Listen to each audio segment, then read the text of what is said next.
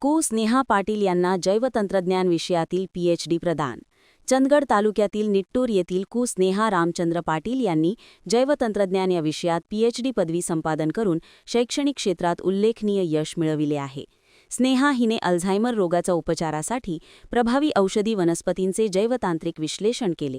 Biotechnological interventions of potent medicinal plants for the treatment of Alzheimer disease या महत्त्वपूर्ण विषयावर संशोधन पूर्ण केले.